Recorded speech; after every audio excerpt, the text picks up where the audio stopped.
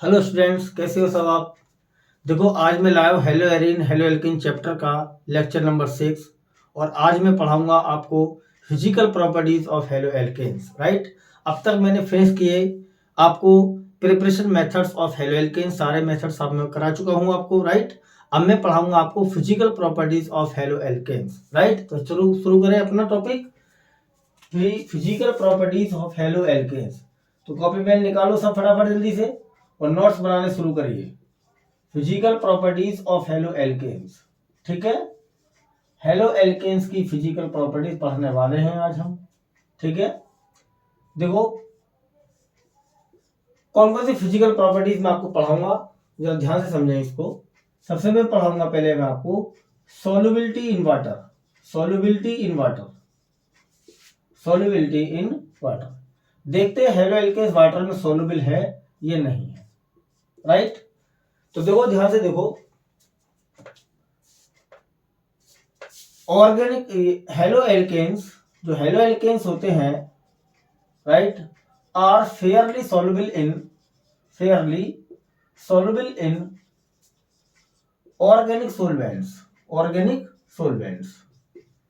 ये organic solvent में आसानी से डिसॉल्व हो जाते हैं। ऑर्गेनिक सोलवेंट जैसे कि बेंजीन, ईथर, राइट, एसीटोन, इनमें ये क्या हो जाते हैं, सॉल्युबल हो जाते हैं, ईटीसी।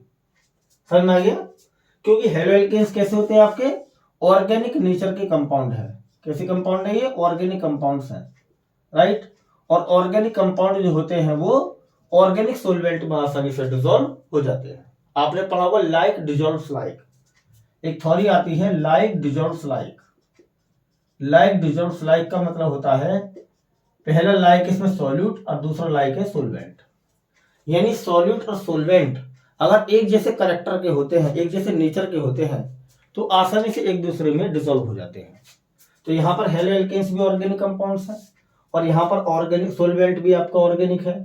तो हेलो एल्केन्स आसानी से ऑर्गेनिक सोलवेंट में डिसॉल्व हो जाएंगे। राइट, अब बात करते हैं पानी की। अब वाटर जो होता है आपका कैसा कंपाउंड है, कैसा सोलवेंट है, इनऑर्गेनिक, क्योंकि इसमें कार्बन तो होता नहीं है, ये ऑर्गेनिक सोलवेंट होता है पानी। और हेलो एल्केन्स कैसे होते हैं आपके, ऑर्गेनिक। तो क्या हेलो एल्केन्स वाटर में सॉल्युबल होंगे, बिल्कुल नहीं होंगे। राइट, इसको लिखेंगे हम ध्यान से।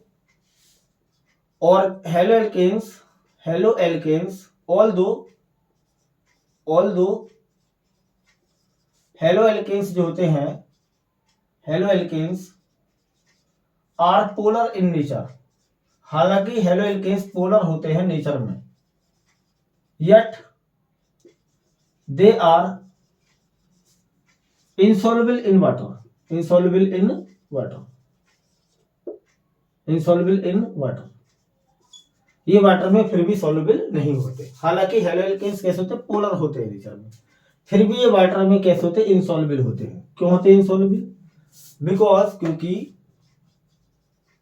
they do not form hydrogen bonds with water, hydrogen bond with water. क्योंकि पानी के साथ में क्या नहीं करते, ये हाइड्रोजन बॉन्ड नहीं बनाते, हाइड्रोजन बॉन्ड नहीं बनाते। देखो एक चीज और सुनो ध्यान से प्यारे बच्चों, ऐसा जरूरी नहीं है कि सभी ऑर्गेनिक कंपाउंड्स वाटर में इंसॉल्युबल होंगे। समझ में आ गया। कुछ ऑर्गेनिक कंपाउंड्स ऐसे होते हैं जो वाटर में सॉल्युबल होते हैं, लेकिन उनकी कंडीशन ये होती है क्या, कि जो ऑर्गेनिक कंपाउंड्स पानी के साथ हाइड्रोजन बॉन्ड बना सकते हैं वही ऑर्गेनिक कंपाउंड पानी में सॉल्युबल होंगे। और जो ऑर्गेनिक कंपाउंड पानी के साथ हाइड्रोजन बॉन्डिंग नहीं कर सकते वो कभी वाटर में सॉल्युबल नहीं होंगे, वो फिर ऑर्गेनिक सॉल्वेंट में सॉल्युबल होंगे। अभी हमको पता कैसे लगेगा कि ये ऑर्गेनिक कंपाउंड हाइड्रोजन बॉन्ड बना सकता, पानी के साथ नहीं बना सकता। तो आइए मैं आपको समझाता हूं, ध्यान से देखो। अगर किसी ऑर्गेनिक कंपाउंड में इनमें से कोई सा भी एक बॉन्ड प्रेजेंट है, या तो NH बॉन्ड प्रेजेंट हो, या OH बॉन्ड प्रेजेंट हो, या HF बॉन्ड प्रेजेंट हो, अगर किसी ऑर्गेनिक कंपाउंड में इनमें से कोई सा भी बॉन्ड प्रेजेंट है तो वो मॉलिक्यूल, वो ऑर्गेनिक कंपाउंड कैपेबल है हाइड्रोजन बॉन्ड बनाने के लिए। वो आपस में भी हाइड्रोजन बॉन्ड बना सकता है और वाटर के साथ भी H बॉन्डिंग कर सकता है। तो अब मैं आपको कुछ ऑर्गेनिक कंपाउंड दिखाता हूं जिनमें ये बॉन्ड पाए गए हैं और वो H बॉन्डिंग कर सकते हैं वाटर के साथ। ध्यान से देखो, एक तो ले लिया मैंने एमाइन RNH2, राइट। RNH2 जो होता है वो NH बॉन्ड रखता है, राइट। तो इसका मतलब इसकी H बॉन्डिंग पानी के साथ हो सकती है। समझ में आ गया। RNH2 क्या है आपका? ऑर्गेनिक कंपाउंड है, अमाइन है ये। क्या ये? एमाइन है ये, ऑर्गेनिक कंपाउंड है। अभी देखना है कि जब मैं पानी के साथ इसको डिसॉल्व करूंगा, पानी में डिसॉल्व करूंगा, तो क्या ये पानी के साथ H बॉन्डिंग करके इसमें घुल सकता है? तो मैं देखूंगा कि क्या इसमें H बॉन्ड बनाने की कंडीशन है अमाइन में। तो देखेंगे NH बॉन्ड आ रहा है, यस आ रहा है, देखो ये रहा। अगर NH बॉन्ड आ रहा है इट मींस ये पानी के साथ H बॉन्डिंग कर सकता है। H बॉन्डिंग कैसे दिखाएंगे? इस तरह से, ऑक्सीजन और हाइड्रोजन के बिटवीन हाइड्रोजन बॉन्डिंग होगी। हाइड्रोजन बॉन्ड को हम डॉटेड लाइन से इंडिकेट करते हैं इस तरह से। इस टाइप के बॉन्ड को कहा जाता है हाइड्रोजन बॉन्ड। क्या कहते हैं? Hydrogen bond. तो एमाइन पानी में डिसॉल्व हो रहा है, कोई H बॉन्डिंग कर रहा है। एल्कोहल देखते हैं, एल्कोहल भी एक ऑर्गेनिक कंपाउंड है। क्या ये पानी के साथ H बॉन्डिंग कर सकता है? बिल्कुल कर सकता है, क्योंकि इसके अंदर OH बॉन्ड प्रेजेंट है। OH बॉन्ड की वजह से ये पानी के साथ H बॉन्डिंग कर लेगा। कार्बोक्सिलिक एसिड देखो, RCOOH, राइट। इसमें भी ये भी ऑर्गेनिक कंपाउंड है। क्या ये वाटर के साथ H बॉन्डिंग करके उसमें डिसॉल्व हो सकता है? तो देखेंगे कि इसमें OH ग्रुप आ रहा है। OH ग्रुप आने का मतलब कि ये H बॉन्डिंग करेगा पानी के साथ, तो पानी के साथ H बॉन्डिंग इस तरह से हो जाएगी। क्लियर? तो और जरूरी नहीं है कि सारे ऑर्गेनिक कंपाउंड पानी में सॉल्युबल नहीं होंगे, ऐसा नहीं है। जो ऑर्गेनिक कंपाउंड वाटर के साथ H बॉन्डिंग बनाने की टेंडेंसी रखता है वो वाटर में डिसॉल्व हो जाएगा। अब H बॉन्डिंग बनाने की टेंडेंसी कौन रखेगा? ऑर्गेनिक कंपाउंड जिसमें ये वाले बॉन्ड प्रेजेंट होंगे, या तो उसमें NH बॉन्ड प्रेजेंट हो, या OH बॉन्ड, या HF बॉन्ड, कोई सा एक बॉन्ड मौजूद है तो वो मॉलिक्यूल H बॉन्डिंग करेगा। आई बात समझ में? अब देखो हेलो एल्केन्स को लेते हैं हम। क्या लेते हैं? हेलो एल्केन्स लेते हैं। एक ले लिया मैंने RF, फ्लोरो एल्केन। यहां पर C ले लेता हूं एल्काइल की जगह, कार्बन एल्काइल ग्रुप ये भी। एक लेता मैंने RCl, क्लोरो एल्केन। एक लिया मैंने RBr, ब्रोमो एल्केन। और एक लिया मैंने आपका आइडो एल्केन। ये चार मेरे पास हेलो एल्केन है, और चारों कैसे? ऑर्गेनिक कंपाउंड है, राइट। क्या इनमें से कोई सा एक ऐसा कंपाउंड है जो H बॉन्डिंग कर सकता है पानी के साथ? नहीं कर सकता, क्योंकि इनमें से किसी के अंदर भी ना तो OH बॉन्ड है, ना NH बॉन्ड है, और ना ही इसमें HF बॉन्ड है। देखो ये फ्लोरीन देखकर मत कह देना कि फ्लोरीन आ रहा तो H बॉन्डिंग करेगा। फ्लोरीन का बॉन्डिंग किससे हो रहा? कार्बन से। किसके साथ होना चाहिए फ्लोरीन का बॉन्डिंग? H के साथ, हाइड्रोजन के साथ होना चाहिए। यहाँ फ्लोरीन को किससे जोड़ा है? कार्बन से। होना किसके साथ चाहिए? H के साथ। अगर ये H के साथ जोड़ा होता तो H बॉन्डिंग कर सकता था, लेकिन यहाँ पर कार्बन से जोड़ा होता है हमेशा फ्लोरोएल्केन में फ्लोरीन एटम, राइट। तो ना तो ये H बॉन्डिंग करेगा, ना ही ये H बॉन्डिंग करेगा, ना ही ये H बॉन्डिंग करेगा, ना ही ये H बॉन्डिंग करेगा। जब ये पानी के साथ हाइड्रोजन बॉन्ड नहीं बना पाएंगे तो क्या पानी में सॉल्युबल होंगे? बिल्कुल सॉल्युबल नहीं होंगे, ये इनसॉल्युबल होंगे वाटर में, राइट। इंपॉर्टेंट चीज है ये कि हेलो एल्केन्स पोलर होते हैं नेचर में, फिर भी ये वाटर में इनसॉल्युबल होते हैं। क्यों होते हैं? क्योंकि हेलो एल्केन्स पानी के साथ हाइड्रोजन बॉन्डिंग नहीं बनाते, इसलिए पानी में इनसॉल्युबल होते हैं। इतनी बात समझ में आ गई सबके? नोट करो इसे जल्दी से, मिटा दे इसको। देखो अब मैं लेता हूं second property, boiling point and melting point. Boiling point and melting point, ध्यान से देखो। Second property boiling point, boiling point, ठीक है। ध्यान से देखो, बॉइलिंग पॉइंट लिया मैंने एंड मेल्टिंग पॉइंट दोनों लेते। जो मेल्टिंग पॉइंट बॉइलिंग पॉइंट का वेरिएशन है, ऐसा ही आपका मेल्टिंग पॉइंट का वेरिएशन होगा। तो पहले मैं कंपेयर करूंगा बॉइलिंग पॉइंट, तो यहां पे पहला पॉइंट लिखेंगे boiling point of haloalkanes. Haloalkanes का जो बॉइलिंग पॉइंट होता है, boiling point of haloalkanes is higher than hydrocarbons of comparable molecular masses. Comparable molecular masses, लगभग बराबर मॉलिक्यूलर मास वाले अगर मैंने हेलो एल्केन्स और हाइड्रोकार्बन लिए, हाइड्रोकार्बन में स्पेशली आपको एल्केन चूज करना है, क्या एल्केन। कंपेरेबल मॉलिक्यूलर मास का मतलब समझे, जैसे मैंने लिया है यहाँ पर क्लोरोमीथेन, राइट, तो यहाँ पे लेना पड़ेगा एल्केन मीथेन, यानी ये दोनों कंपाउंड लगभग बराबर मॉलिक्यूलर मास के होंगे। कंपेरेबल का मतलब यह है कि बराबर कार्बन एटम्स होने चाहिए, राइट, तो उनके मॉलिक्यूलर मास लगभग बराबर होंगे। डिफरेंस तो थोड़ा सा आएगा, लेकिन ये कंपेरेबल मॉलिक्यूलर मास वाले कंपाउंड माने जाते हैं। Chloromethane, methane, chloroethane, ethane, compare जो करेंगे ना कंपेरेबल मॉलिक्यूलर मास के बिटवीन करेंगे, क्लोरोइथेन कंपेरेबल मॉलिक्यूलर मास बनेगा ईथेन के साथ, इस तरीके। तो अगर मेरे पास एक हेलो एल्केन है और एक मेरे पास एल्केन है और दोनों का कंपेरेबल मॉलिक्यूलर मास है लगभग, तो अगर बॉइलिंग पॉइंट कंपेयर किया जाएगा तो हेलो एल्केन का बॉइलिंग पॉइंट हायर होगा और एल्केन का बॉइलिंग पॉइंट लोअर होगा। रीजन बताएं सर इसका, देखो रीजन बता रहा हूं मैं इसका, ध्यान से देखो। Because molecules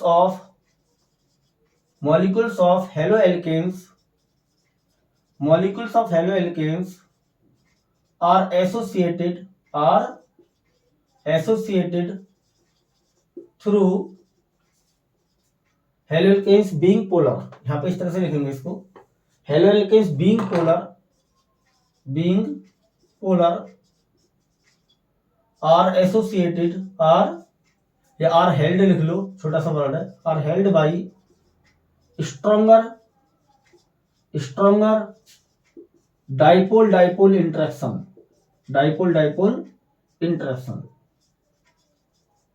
stronger dipole interaction, while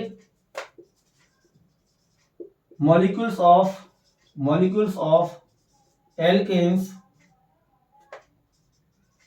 non polar जो होते हैं, ये क्या होते हैं, नॉन पोलर होते हैं alkanes, while molecules of alkanes are held by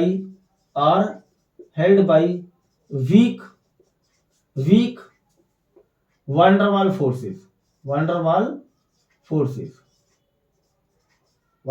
forces, इसलिए बॉइलिंग पॉइंट हाई होता है। हेलो एल्केन्स कैसे होते हैं, पोलर कंपाउंड होते हैं, देखो इस तरह से, ये आपका हेलो एल्केन ले लिया कोई मैंने RX, क्लियर, इस हेलोजन की इलेक्ट्रोनेगेटिविटी ज्यादा, कार्बन की कम, तो हेलोजन क्या करेगा, बॉन्ड पेयर को अपनी ओर खींच लेगा ऐसे करके, जिसकी इलेक्ट्रोनेगेटिविटी ज्यादा होती है ना, वो एलिमेंट बॉन्ड पेयर को अपनी ओर शिफ्ट कर लेता, खींच लेता है। जैसे हेलोजन की इलेक्ट्रोनेगेटिविटी कार्बन से हायर मानी जाती है, क्या होती है, तो हेलोजन क्या करेगा, कोवलेंट बॉन्ड पेयर को अपनी ओर खींच लेगा, जिससे इस पर आ जाएगा पार्शियल नेगेटिव चार्ज, इस कार्बन पर आ जाएगा पार्शियल पॉजिटिव चार्ज। अब इसका मॉलिक्यूल, हेलो एल्केन का जो मॉलिक्यूल होगा दूसरा वाला, ये वाला RX, राइट, इस तरह से, ठीक है नहीं, तो इस मॉलिक्यूल और इस मॉलिक्यूल के बिटवीन क्या होगा, एक इंटरमोलर फोर्स बनेगा यहां पर, नेगेटिव और पॉजिटिव के बिटवीन इंटरमोलर फोर्स बनेगा, यहां पर क्या बनेगा, इंटरमोलिकुलर फोर्स बनेगा। इसी इंटरमोलिकुलर फोर्स को कहा जाता है डाइपोल इंटरेक्शन, और ये डाइपोल जो फोर्स होता है, ये बहुत स्ट्रॉन्गर फोर्स माना जाता है, ये क्या माना जाता है, स्ट्रॉन्गर फोर्स माना जाता है, राइट। तो अगर मैंने किसी बीकर में या किसी कंटेनर में लिक्विड हेलो एल्केन्स लिया है, क्या लिया, लिक्विड हेलो एल्केन लिया है, तो उस लिक्विड हेलो एल्केन्स में जितने हेलो एल्केन्स के मॉलिक्यूल्स होंगे, सबके सब कैसे होंगे, पोलर होंगे, और सबके सब आपस में स्ट्रॉन्गर डाइपोल फोर्स से जुड़े होंगे, क्लियर। तो ये मान के चलो कि लिक्विड हेलो एल्केन अगर आपके पास है, तो उस लिक्विड हेलो एल्केन्स में जितने भी मॉलिक्यूल्स प्रेजेंट होंगे हेलो एल्केन्स के, वो सबके सब आपस में स्ट्रॉन्गर डाइपोल इंटरेक्शन से जुड़े होते हैं, राइट। तो जब हम लिक्विड हेलो एल्केन को बॉईल करते हैं, गर्म करते हैं, तो इस स्ट्रॉन्गर इंटरमोलर फोर्स को तोड़ने के लिए बहुत ज्यादा हीट एनर्जी की नीड होती है। इसलिए कहते हैं कि हेलो एल्केन का जो बॉइलिंग पॉइंट होता है वो सडनली ज्यादा होता है। इतनी बात समझ में आ गई? कोई प्रॉब्लम यहां तक किसी को? अब बात करते हैं हम एल्केन की। एल्केन जैसे हमने मीथेन उठाया, क्या उठाया? मीथेन का मॉलिक्यूल, राइट। अब मीथेन कैसा मॉलिक्यूल है? एक नॉन पोलर होता है। क्या होता है? Non polar. अब अगर मेरे पास में दूसरा एल्केन का मॉलिक्यूल है, ये, राइट, तो ये भी नॉन पोलर होगा, ये भी नॉन पोलर है। अब नॉन पोलर मॉलिक्यूल के बिटवीन कौन सा इंटरनल फोर्स होता है? वीक वांडरवाल फोर्स होता है, जो कि बहुत ही कमजोर फोर्स होता है, राइट। तो यहां पर कैसा फोर्स है? ये वीक वांडरवाल फोर्स है। ये कैसा? वीक वांडरवाल फोर्स है ये, ठीक है नहीं? तो एल्केन्स में कौन सा फोर्स पाया गया? Weak van der Waals force. और हेलो एल्केन में कौन सा फोर्स पाया गया? Strong dipole dipole interaction. अब इसी से आइडिया लगा लोगे कि हेलो एल्केन्स के स्ट्रॉन्ग डाइपोल डाइपोल फोर्स को तोड़ने के लिए ज्यादा एनर्जी चाहिए, और एल्केन्स के वीक वांडरवाल फोर्स को तोड़ने के लिए कम एनर्जी चाहिए। इसलिए इसका बॉइलिंग पॉइंट कम और इसका बॉइलिंग पॉइंट ज्यादा। समझ में आ गया? हमने कंपेयर कर लिया बॉइलिंग पॉइंट। कोई प्रॉब्लम यहां तक किसी को? इतना आप जल्दी से नोट करो, फिर मैं अगली पॉइंट लिखाता हूं। कोई प्रॉब्लम यहां तक किसी को? तो अब तक हमने कंपेयर किया हेलो एल्केन के बॉइलिंग पॉइंट और हाइड्रोकार्बन के बॉइलिंग पॉइंट को कंपेयर किया। मिटा दे इसको इतना, आगे देखो जरा। अब मैं लेता हूं वेरिएशंस हेलो एल्केन्स के बिटवीन बॉइलिंग पॉइंट का। अभी देखते हैं हम कि हेलो एल्केन्स के डिफरेंट मेरे पास हेलो एल्केन्स हैं। क्या है? डिफरेंट हेलो एल्केन्स है। Chloromethane, chloroethane, chloropropane, chlorobutane, chloropentane. तो क्या इन सबका बॉइलिंग पॉइंट आपस में सेम होगा? नहीं होगा सेम। तो क्या ट्रेंड आएगा, क्या वेरिएशन आएगा बॉइलिंग पॉइंट में? कैसे निकालेंगे बॉइलिंग पॉइंट, किसका लोअर किसका हायर? तो यहां पर कुछ पॉइंट लिखा रहा हूं, उसको नोट कर ले हम सब।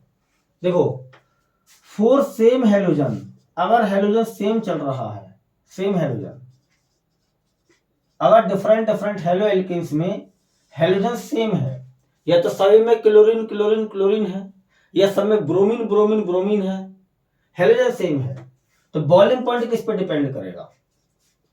बॉइलिंग पॉइंट जो होगा वो इंक्रीज हो जाएगा, हो जाएगा increase with increase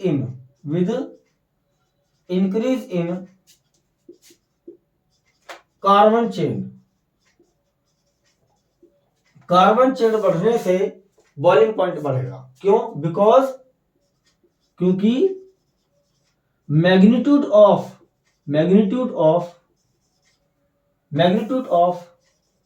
dipole dipole interaction increase होने लगता है। डाइपोल डाइपोल इंटरेक्शन क्या होने लगता है? इंक्रीज होने लगता है। क्या होने लगता है? इंक्रीज होने लगता है।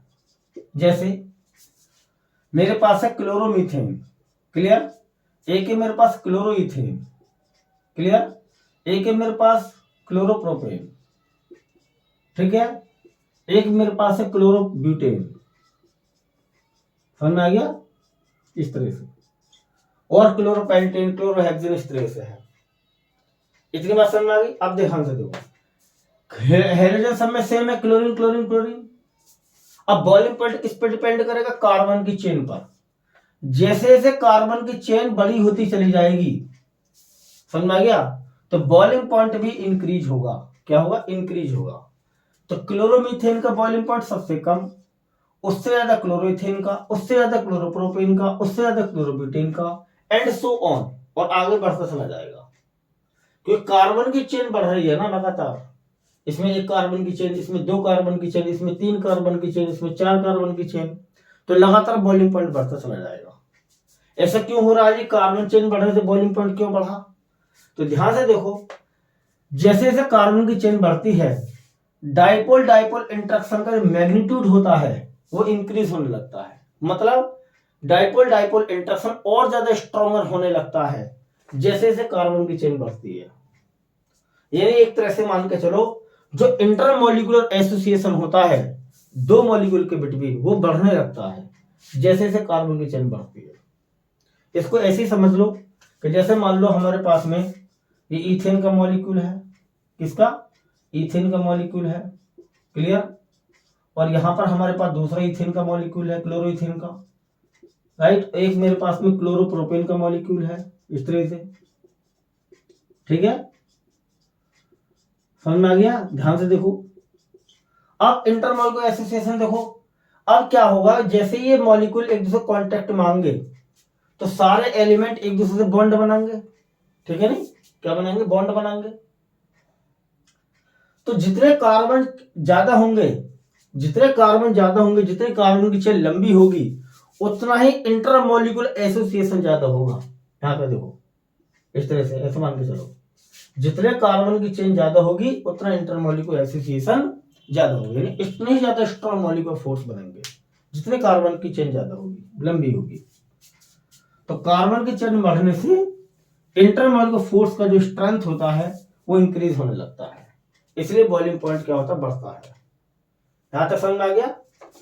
अब बात आती है अगली, देखो, अगर हेलोजन डिफरेंट हो और एल्काइल सेम हो, फॉर सेम एल्काइल, अगर एल्काइल सेम है तो बॉइलिंग पॉइंट किस पे डिपेंड करेगा, बॉइलिंग पॉइंट इंक्रीज करेगा with increase in molecular mass, increase in molar mass. अगर एल्काइल सेम है तो बॉइलिंग पॉइंट डिपेंड करेगा मॉलिक्यूलर मास पर, जितना मॉलिक्यूलर मास बढ़ेगा उतना बॉइलिंग पॉइंट बढ़ेगा। जरा ध्यान से देखो कि जैसे मेरे पास में ये क्लोरोमीथेन है, क्लियर, एक मेरे पास में ब्रोमोमीथेन है, एक मेरे पास में डाइब्रोमीथेन है, ठीक है, CH2Br2, और एक मेरे पास है ट्राइब्रोमोमीथेन, CHBr3, इस तरह से देखो। क्लोरोमीथेन का मॉलिक्यूलर मास कम होगा क्योंकि इसमें क्लोरीन है, क्लोरीन का एटॉमिक मास कम होता है। उससे ज्यादा ब्रोमीथेन का मॉलिक्यूलर मास होगा क्योंकि ब्रोमीन का मास ज्यादा है। उससे ज्यादा मॉलिक्यूलर मास होगा डाइब्रोमीथेन क्योंकि इसमें 2 ब्रोमीन है। उससे ज्यादा मॉलिक्यूलर मास होगा ट्राइब्रोमीथेन क्योंकि उसमें 3 ब्रोमीन है, राइट। तो जब कार्बन की चेन सेम हो, सब में क्या हो, कार्बन की चेन सेम हो, एक एक कार्बन की चेन हो या 2-2 कार्बन की चेन हो, सभी के अंदर इक्वल लेंथ की कार्बन की चेन हो, राइट, यानी एल्काइल सेम हो, तो बॉइलिंग पॉइंट डिपेंड करेगा मॉलिक्यूलर मास पर। कैसे, कि मॉलिक्यूलर मास बढ़ने से बॉइलिंग पॉइंट बढ़ेगा। जैसे 4 आपके पास में कंपाउंड रखे हैं, चारों हेलोजन हैं, सबसे कम मोलर मास इसका होगा, उससे ज्यादा इसका, उससे ज्यादा इसका, सबसे ज्यादा इसका, तो बॉइलिंग पॉइंट इस ऑर्डर में इंक्रीज होगा। आई बात समझ में। मॉलिक्यूलर मास बढ़ने से मॉलिक्यूल बड़ा होने लगता है, जितने हेलोजेंस ज्यादा आते चले जाएंगे, जितना हेलोजेंस की संख्या बढ़ती चली जाएगी, राइट, मॉलिक्यूल लार्जर होता चला जाएगा साइज में। जैसे मान लो क्लोरोमीथेन है मेरे पास में, क्या है, क्लोरोमीथेन है, तो क्लोरोमीथेन का मॉलिक्यूल मेरे पास ये है, इस तरह से, क्लियर। अब हमारे पास, तो इसका जो कांटेक्ट होगा दूसरे क्लोरोमीथेन से वो इतना कांटेक्ट नहीं हो पाएगा जितना कि ब्रोमीथेन का हुआ, क्योंकि ब्रोमीथेन में जो ब्रोमीन का साइज है वो क्लोरीन से क्या है, बड़ा है, इस तरह से। तो इस मॉलिक्यूल के कांटेक्ट में अदर मॉलिक्यूल ज्यादा आएंगे, क्योंकि जैसे जैसे साइज बढ़ता है ना हेलोजेंस का, या नंबर ऑफ हेलोजेंस बढ़ते हैं, मॉलिक्यूल और बड़ा साइज का होने लगता है, यानी मॉलिक्यूलर मास उसका बढ़ने लगता है। तो जितना मॉलिक्यूल का साइज बढ़ता चला जाएगा, राइट, जितना मॉलिक्यूलर मास बढ़ता चला जाएगा उसके कांटेक्ट में और बहुत सारे मॉलिक्यूल आते चले जाएंगे, यानी इंटरमॉलिक्यूलर एसोसिएशन जो होगा बहुत स्ट्रॉन्गर हो जाएगा। जैसे मान लो एक बॉल, ऐसा एग्जांपल है, एक छोटी बॉल है, ये वाली समझ आ गई, एक छोटी बॉल है, राइट, इसका सरफेस एरिया थोड़ा सा कम है क्योंकि इसका मॉलिक्यूलर साइज क्या छोटा है, तो इसके कांटेक्ट में ज्यादा बॉल नहीं आ पाएंगी। इस तरह से मान के चलो 4 ही बॉल आ पाई। एक बॉल मेरे पास बहुत बड़ी है, इस प्रकार से इसका मॉलिक्यूलर साइज बड़ा है, इसका मॉलिक्यूलर मास बड़ा है, तो इसके कांटेक्ट में बहुत सारी बॉल आ सकती है क्योंकि इसका सरफेस एरिया बहुत ज्यादा है, इस तरह से। तो यहां पर इंटरमॉलिक्यूलर एसोसिएशन बहुत ज्यादा हो जाएंगे, इस तरह से, राइट। तो इंटरमॉलिक्यूलर एसोसिएशन ज्यादा हो जाएंगे तो इस बॉल को यहां से हटाना आसान नहीं होगा। तो मतलब ये है इसका कि जैसे जैसे मॉलिक्यूल का मास बढ़ता है, मॉलिक्यूलर मास का बढ़ना का मतलब है मॉलिक्यूलर साइज का बढ़ना, इसका मॉलिक्यूलर साइज का बढ़ना, राइट। जैसे देखो क्लोरोमीथेन में क्लोरीन का साइज छोटा है, तो इस पूरे एंटायर मॉलिक्यूल का जो साइज होगा या मास कह दो वो कम होगा। ब्रोमीथेन का मॉलिक्यूलर मास बहुत ज्यादा हो जाएगा क्योंकि ब्रोमीन का साइज क्लोरीन से बड़ा है। तो ऐसे मान के चलो कि ब्रोमोमीथेन है ये वाला, राइट, और ये क्लोरोमीथेन है, ये है। तो क्लोरोमीथेन साइज में छोटा होगा और ब्रोमीथेन साइज में बड़ा होगा। इसका मॉलिक्यूलर मास ज्यादा, इसका मॉलिक्यूलर मास कम। तो इसका मॉलिक्यूलर मास ज्यादा होगा तो इस ब्रोमीथेन के कांटेक्ट में बहुत सारे ब्रोमीथेन के मॉलिक्यूल होंगे इसके अराउंड। तो इंटर मॉलिक्यूलर एसोसिएशन जो होगी ब्रोमीथेन के अदर मॉलिक्यूल से बहुत ज्यादा स्ट्रॉन्गर बनेगी, इसलिए कह रहे हैं कि इसका बॉइलिंग पॉइंट ज्यादा है। समझ में आ गया? इसका रीजन भी लिखवा देता हूं मैं आपको, इसका रीजन लिखवा देता हूं मैं आपको इसका कि मॉलिक्यूलर साइज बढ़ने से या मॉलिक्यूलर मास बढ़ने से बॉइलिंग पॉइंट क्यों बढ़ा? Due to increase in surface area, surface area बढ़ जाएगा। ये सरफेस एरिया बढ़ने से, जैसे सेम एल्काइल है तो बॉइलिंग पॉइंट इंक्रीज होगा with increase in molecular mass. और मॉलिक्यूलर मास क्यों बढ़ेगा? क्योंकि सरफेस एरिया बढ़ जाता है। क्या हो जाता है? सरफेस एरिया बढ़ जाता है। सरफेस एरिया बढ़ जाएगा तो क्या होगा? Inter molecular association and hence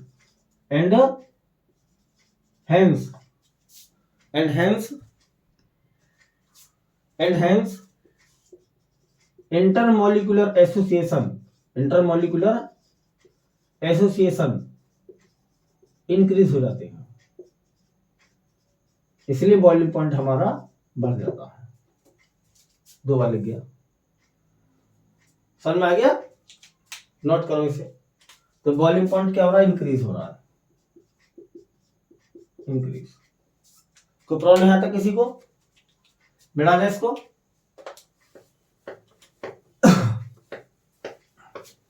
अब देखो आगे देखते हैं इसको।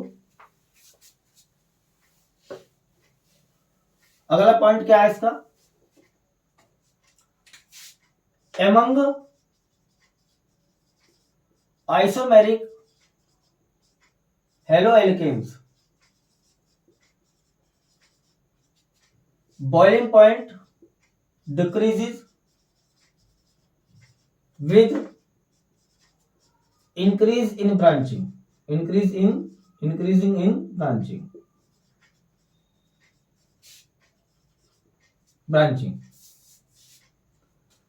because on increasing branching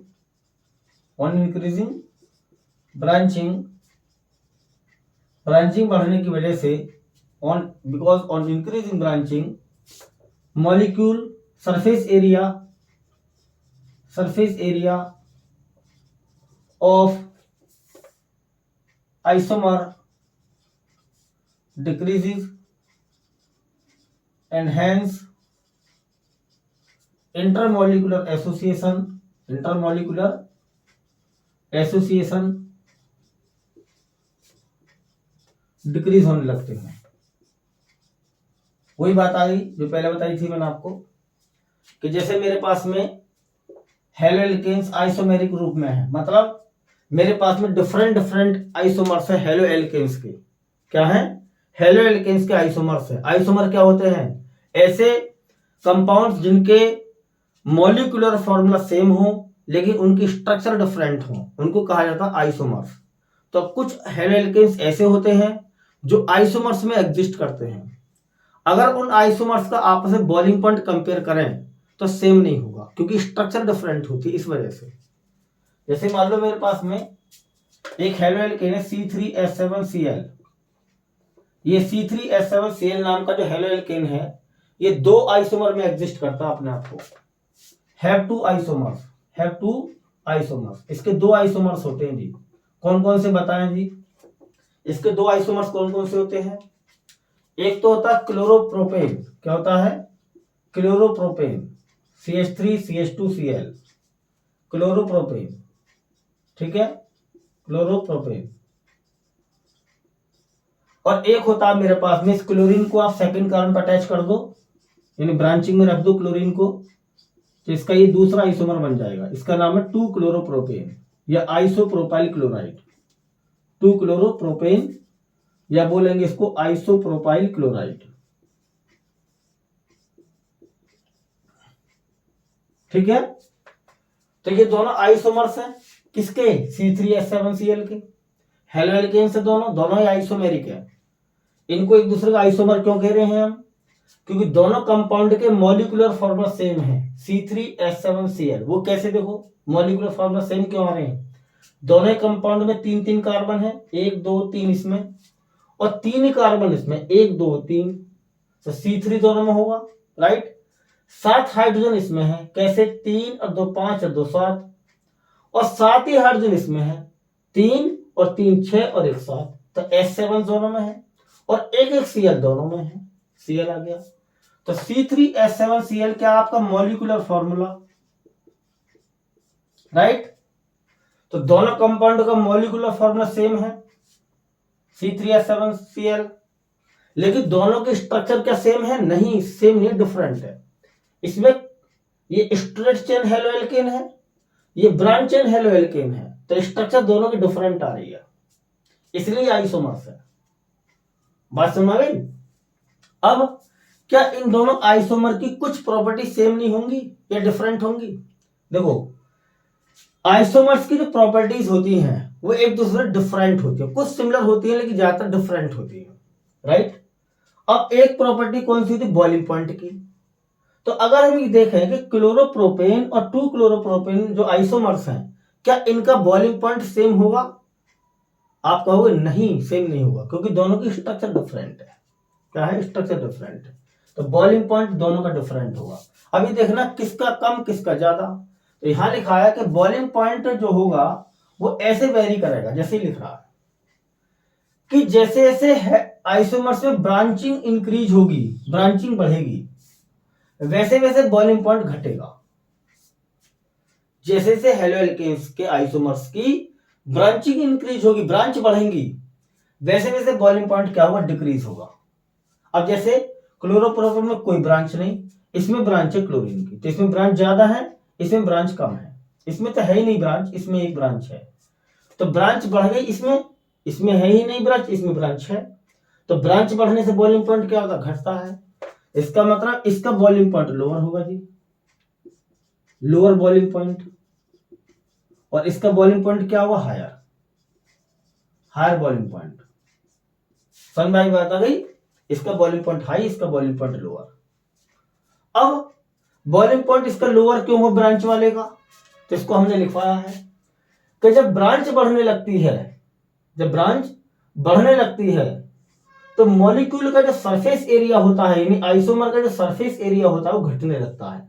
यानी मॉलिक्यूल जब ब्रांच आ जाएगी उसमें, तो मॉलिक्यूल स्फेरिकल रूप लेगा, गोलाकार रूप लेगा। जब गोलाकार रूप लेगा ना वो, तो उसका सरफेस एरिया मिनिमाइज हो जाएगा, कम हो जाएगा। आपने सुना होगा जब भी कोई चीज स्फेरिकल बन जाती है तो उसका जो सरफेस एरिया होता है वो मिनिमाइज हो जाता है, घट जाता है।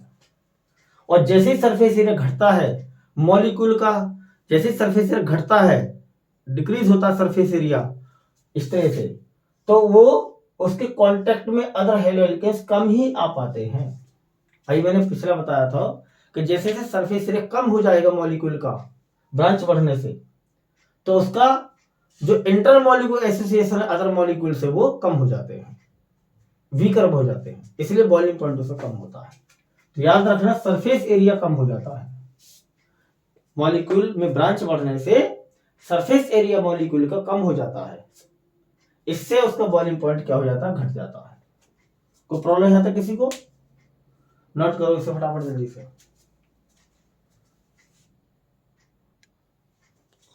अब देखो नेक्स्ट प्रॉपर्टी हमारी third, polarity and dipole moment, polarity and dipole moment. ठीक है, पोलैरिटी एंड डाइपोल मोमेंट। पहले मैं आपको बता दूं डाइपोल मोमेंट क्या होता है। ध्यान से देखो, जैसे मेरे पास ये हेलो एल्केन है कोई, ठीक है, ये हेलो एल्केन है मेरे पास कोई, ठीक है, हेलो एल्केन है एक CH3Cl ले लो, मतलब या X ले लो, कोई हेलोजन हो सकता है यहाँ पर, CH3Cl, CH3F, CH3Br, CH3I, कुछ भी हो सकता है, ये हेलो एल्केन है। अब तुमने पढ़ा होगा कि जो कार्बन हेलोजन बॉन्ड होता है हेलो एल्केन का, ये वाला बॉन्ड कार्बन हेलोजन बॉन्ड, ये हाईली पोलर होता है। क्या होता है? हाईली पोलर होता है। क्यों? क्योंकि इसमें जो इलेक्ट्रोनेगेटिविटी होती है हेलोजन की, वो मोर इलेक्ट्रोनेगेटिविटी होती है। ये हेलोजन जो होता है वो कैसा होता है? मोर इलेक्ट्रोनेगेटिव होता है, राइट। और कार्बन कैसा होता है? लेस इलेक्ट्रोनेगेटिव, इसलिए इस पर कैसा चार्ज रहता है? Positive, right. हेलोजन पे चार्ज नेगेटिव और कार्बन पे चार्ज रहता है पॉजिटिव, लेस इलेक्ट्रोनेगेटिव, ठीक है। क्योंकि जो हेलोजन होता है उसकी इलेक्ट्रोनेगेटिविटी ज्यादा होने की वजह से यहाँ पे जो बॉन्ड पेयर होता है उसको ये अपनी ओर खींच लेता है। कौन? हेलोजन। इस प्रकार से तो बॉन्ड पे शिफ्ट हो गया हेलोजन की तरफ, जिससे हेलोजन पे आ गया पार्शियल नेगेटिव चार्ज, यानी बहुत ही कम नेगेटिव चार्ज, पार्शियल का मतलब कम होता है, और कार्बन पे आएगा पार्शियल पॉजिटिव चार्ज। तो इस बॉन्ड को बोलेंगे हम पोलर। कार्बन हेलोजन बॉन्ड जो होगा आपका कैसा होगा? पोलर होगा, पोलैरिटी होगी इस बॉन्ड में, नेगेटिव पॉजिटिव पोल है ना बॉन्ड के, नेगेटिव पोल पॉजिटिव पोल, इसलिए बोला गया इसको पोलर, यानी पोलैरिटी है इस बॉन्ड के अंदर, परमानेंट पोलैरिटी रहती है इसके अंदर, राइट। और आपने पढ़ा होगा कि जब भी एक बॉन्ड पोलर होता है तो उसका डाइपोल मोमेंट मेजर किया जा सकता है। क्या? डाइपोल मोमेंट उसका मेजर किया जा सकता है। और डाइपोल मोमेंट की जो डायरेक्शन होती है वो होती है पॉजिटिव टू नेगेटिव। क्या होती है? Positive to negative. तो हर हेलो एल्केन के अंदर पॉजिटिव सेंटर से नेगेटिव सेंटर की तरफ हमेशा क्या होती है? डाइपोल मोमेंट की डायरेक्शन होती है। क्या होती है? डाइपोल मोमेंट की डायरेक्शन होती है इस तरह से। अब डाइपोल मोमेंट होता क्या है? डाइपोल मोमेंट देखो ये होता है, डाइपोल मोमेंट ये होता है म्यू बराबर होता है charge into distance, charge Q into distance D. यानी कि छोटी छोटी मोटी मोटी बातों में कहें इसको तो म्यू बराबर क्यू इंटू डी। क्या होता है? Q into D. क्यू छोटा भी ले सकते हैं, कोई दिक्कत नहीं है। क्यू इंटू डी ये होता है। अब चार्ज कौन सा? या तो नेगेटिव चार्ज का मैग्नीट्यूड या पॉजिटिव चार्ज का मैग्नीट्यूड, किसी एक चार्ज का मैग्नीट्यूड रखना है, यानी वैल्यू रखनी है, नेगेटिव चार्ज या पॉजिटिव चार्ज की वैल्यू, क्योंकि दोनों के चार्ज की वैल्यू बराबर होगी। या तो नेगेटिव चार्ज की वैल्यू रखेंगे क्यू, या पॉजिटिव चार्ज की वैल्यू रखेंगे, तो क्यू की वैल्यू आ गई। और डिस्टेंस का मतलब कि इस पॉजिटिव सेंटर से नेगेटिव सेंटर तक की ये दूरी कितनी है, डिस्टेंस कितनी है, यानी बॉन्ड लेंथ एक तरह की है। क्या है? बॉन्ड लेंथ है एक तरह की। तो बॉन्ड लेंथ को अगर हम, यानी डिस्टेंस को अगर हम चार्ज से मल्टीप्लाई कर देते हैं तो जो प्रोडक्ट बनकर आता है उसी को कहते हैं dipole moment of the compound या बॉन्ड, राइट। समझ में आ गया इसका? इसकी यूनिट होती है म्यू की, यूनिट ऑफ म्यू होती है dy, यानी कि कैपिटल डी रख देते हैं। समझ में आ गया? अब ध्यान से देखो, हर हेलो एल्केन में चाहे वो RF हो, चाहे वो आपका CCl हो यानी कि क्लोरो एल्केन हो, चाहे आपका ब्रोमो एल्केन हो, चाहे वो आपका आइडो एल्केन हो, सबके सब अंदर कैसा होगा? पोलर कोवैलेंट बॉन्ड होगा। क्या होगा? पोलर कोवैलेंट बॉन्ड होगा सबके अंदर, ठीक है नहीं? जब सबके अंदर पोलर कोवैलेंट बॉन्ड है तो सबके अंदर डाइपोल मोमेंट कुछ ना कुछ आएगा जरूर। क्लोरोमीथेन के अंदर भी डाइपोल मोमेंट होगा, ब्रोमोमीथेन के अंदर भी, और आइडो एल्केन के अंदर भी, क्लोरो एल्केन के अंदर, सबके अंदर डाइपोल मोमेंट की कुछ ना कुछ वैल्यू आएगी। और मैं वैल्यू लिखवा देता हूं इसकी आपको। इसमें फ्लोरोमीथेन की फ्लोरोमीथेन ले लो। फ्लोरोमीथेन में एक हेलो एल्किन पर्टिकुलर उठा लिया हमने। फ्लोरोमीथेन में डाइपोल मोमेंट की वैल्यू जो आती है वो आती है 1.847 डी, और क्लोरोमीथेन में डाइपोल मोमेंट की वैल्यू आती है 1.860 डी, और म्यू ब्रोमीथेन का होता है 1.830 डी, और आइडो एल्किन का होता है 1.636 डी। तो आप क्या देख रहे हो,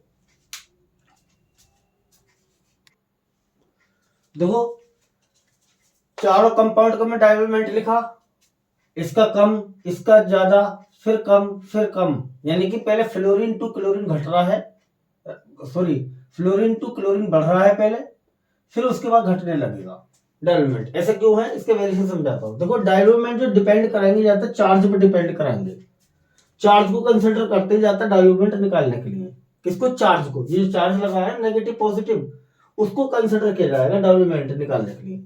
डाइवोल्यूमेंट ज्यादातर रिलेट करेंगे चार्ज से, डिस्टेंस से हम कम कराते हैं, वैसे डिस्टेंस ही मैटर करती है, लेकिन ज्यादातर चार्ज पर डिपेंड कराते हैं हम, राइट, यानी इस चार्ज पर, नेगेटिव या पॉजिटिव पर। तो देखो कैसे वेरिएशन आ रहा है, पहले बढ़ा क्यों फिर घटा क्यों। तो यहां से देखो, पहले वेरिएशन ले लो, प्रॉपर वेरिएशन क्या है। जब हम फ्लोरीन टू आयोडीन चलते हैं तो इलेक्ट्रोनेगेटिविटी जो होती है वो घटने लगती है। फ्लोरीन मोस्ट इलेक्ट्रोनेगेटिव होगा, उससे कम क्लोरीन, उससे कम ब्रोमीन, उससे कम आयोडीन। जब इलेक्ट्रोनेगेटिविटी घटेगी तो नेगेटिव या पॉजिटिव चार्ज का जो मैग्नीट्यूड होगा वो भी घटने लगेगा, यानी कि कार्बन हाइड्रोजन बॉन्ड की जो पोलरिटी है वो घटने लगेगी।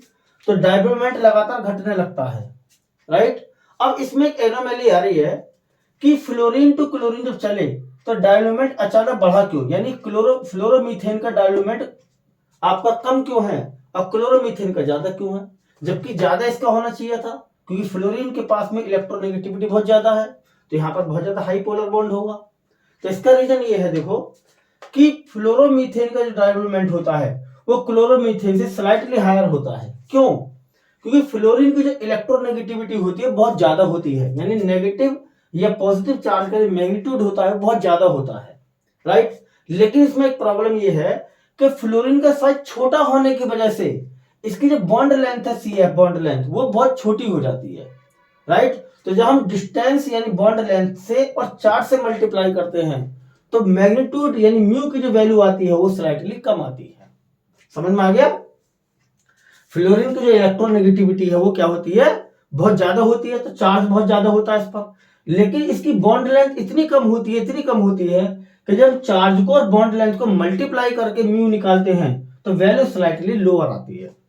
इसलिए इसका जो म्यू होता है, डाइवोल्यूमेंट होता है, वो क्लोरोमीथेन से थोड़ा सा कम हो जाता है। समझ में आया कोई प्रॉब्लम यहाँ तक किसी को। तो देखो मेरे प्यारे बच्चों, मैं इस वीडियो को यहीं फिनिश करता हूँ। तो आज मैंने आपको फिजिकल प्रॉपर्टी एक्सप्लेन करी सारी, कल को मैं आपको केमिकल प्रॉपर्टी के साथ मिलता हूँ नेक्स्ट वीडियो में। तब तक के लिए bye bye, have a nice day, और पढ़ाई करते रहिए। All the best.